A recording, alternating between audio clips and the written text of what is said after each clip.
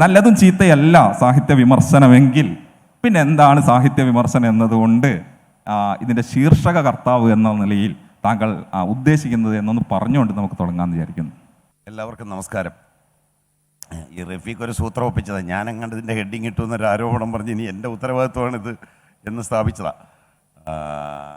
നല്ലതും ചീത്തയും വേർതിരിക്കലല്ല എന്നുള്ളതൊരു പ്രൊവോക്കിംഗ് ഹെഡിങ്ങാണ്. അപ്പോൾ അത് ഈ വന്നിരിക്കുന്ന ആളുകൾ, ഇവിടെ ഇരിക്കുന്നവരല്ല, എൻ്റെ മുന്നിലിരിക്കുന്ന ഞങ്ങളെപ്പോലെ തന്നെ ചിന്തിക്കുന്ന നിങ്ങൾക്ക് കൂടുതൽ ചിന്തയ്ക്ക് പ്രേരണ ചെലുത്താൻ വേണ്ടിയാണ് ഇങ്ങനെ ഒരു ശീർഷകം സ്വീകരിച്ചത്. അത് അതിൻ്റെ മുഖവുരയായിട്ട് അത് പറയാം. രണ്ടാമത്, റഫീഖ് പറഞ്ഞല്ലോ നമ്മുടെ പൊതുബോധത്തിൽ KP അപ്പനാണ് അവസാനത്തെ നിരൂപകൻ എന്നൊക്കെ ചില അഭിപ്രായങ്ങളൊക്കെ തന്നെ. അപ്പന്മാർ മാത്രം പോരാ, മക്കളും വേണ്ടേ ഈ നാട്ടിൽ. അപ്പോൾ പിന്നെ കുറച്ച് മക്കളും ഇവിടെ ഇരിപ്പുണ്ട് എന്ന് വിചാരിച്ചാൽ മതി. അപ്പോൾ അത് സാഹിത്യ വിമർശനം എന്നാൽ എന്ത് എന്നുള്ള ചോദ്യത്തിന് ഉത്തരം പറയുക വിക്കിപീഡിയയിലൊക്കെ കിട്ടുന്ന ഒരു ഉത്തരമാണ്. അതിനപ്പുറം ഇതെന്താണ് ചെയ്യുന്നത്?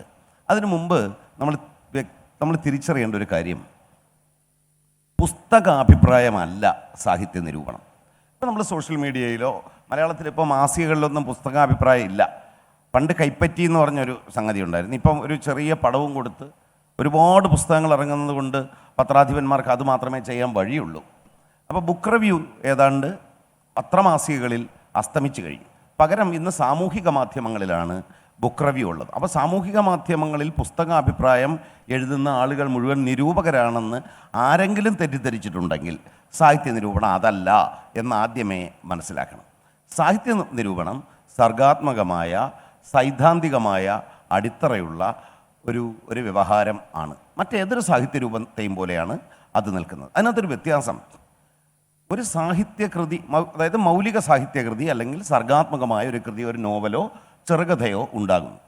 ആ ചെറുകഥയും നോവലും അല്ലെങ്കിൽ കവിതയും അതുണ്ടായ പ്രോസസ്സിലേക്ക്, അതുണ്ടായ പ്രക്രിയയിലേക്കുള്ളൊരു അന്വേഷണമാണ് യഥാർത്ഥത്തിൽ സാഹിത്യ വിമർശനം നടത്തുന്നത്. അതായത് ഒരു സാഹിത്യകൃതിയുടെ അത് ഉൽപ്പാദിപ്പിക്കപ്പെട്ട സാഹചര്യങ്ങളിലേക്ക് യാത്ര ചെയ്യാനാണ് ഞാനോ സുനിലോ രാഹുൽ രാധാകൃഷ്ണനോ ഒക്കെ ശ്രമിച്ചുകൊണ്ട്, ഞങ്ങൾക്ക് മുമ്പേ നടന്നവരും ഞങ്ങൾക്ക് ശേഷം ഇനി വരാനിരിക്കുന്നവരും ഇത് തന്നെയാണ് ചെയ്യുന്നത്.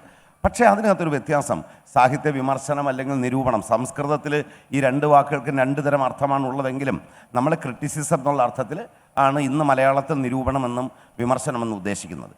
ഈ പ്രക്രിയ നിർവഹിക്കുന്നതിന് വേണ്ടി നമ്മൾ ഉപയോഗിക്കുന്ന വ്യത്യസ്തങ്ങളായ ഉപാദാനങ്ങളാണ്, അല്ലെങ്കിൽ വ്യത്യസ്തങ്ങളായ ടൂൾസ് ഉപയോഗിക്കാം.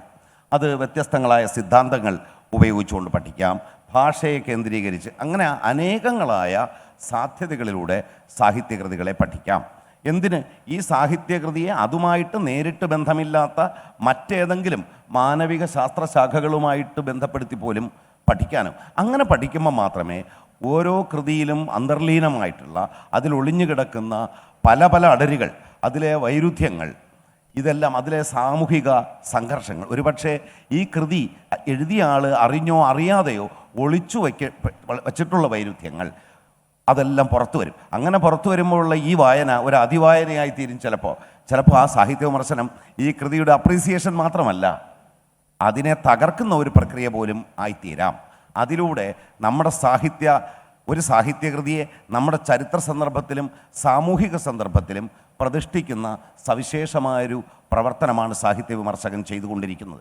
അല്ലാതെ ഇത് നല്ല കൃതി, ഇത് വായിച്ച ഉടനെ തന്നെ നിങ്ങൾ ധന്യരാവുക, സ്വർഗത്തിലേക്ക് പ്രവേശിക്കുകയും ചെയ്യും എന്ന് നാട്ടുകാരെ അറിയിക്കാനോ, ഈ വായനക്കാരൊക്കെ മണ്ടന്മാരാണ്, അവർക്ക് കാര്യങ്ങളൊന്നും അറിഞ്ഞുകൂടാ, ഇതാ ജ്ഞാനിയായ ഞാൻ ഇതൊരു നല്ല പുസ്തകം നിങ്ങൾക്ക് നിർദ്ദേശിക്കുന്നു എന്ന് പറയുന്ന പരിചയപ്പെടുത്തൽ പണിയൊന്നും നിരൂപർക്കില്ല. അത് ബുക്ക് റിവ്യൂവേഴ്സ് ചെയ്തുകൊള്ളും, അവരത് പരിചയപ്പെടുത്തും. ചിലപ്പോൾ പരിചയപ്പെടുത്തേണ്ട ആവശ്യമുണ്ടാകാം. അപരിചിതമായ ഒരു സാഹിത്യകൃതിയെ, മറ്റൊരു വിദേശ ഭാഷയിലെ അസാധാരണമായൊരു കൃതിയെ നമ്മൾ പരിചയപ്പെടുത്തുമ്പോൾ രണ്ടർത്ഥത്തിൽ പരിചയപ്പെടുത്താം. ഒന്ന്, സാധാരണ ഒരു പുസ്തകാഭിപ്രായമായി പരിചയപ്പെടുത്താം. മറിച്ച് സാഹിത്യ നിരൂപണത്തിൻ്റെ രീതികൾ ഉപയോഗിച്ചും പരിചയപ്പെടുന്നതിന് സൈദ്ധാന്തികമായ പിൻബലം വേണം. ഈ സാഹിത്യ വിമർശനത്തിനകത്ത് മറ്റ് രണ്ട് വായും കൂടെ കിടപ്പുണ്ട്. അതിലൊന്ന് വിലയിരുത്തലാണ്, വേറൊന്ന് വ്യാഖ്യാനം അല്ലെങ്കിൽ ഇൻ്റർപ്രിട്ടേഷൻ ആണ്.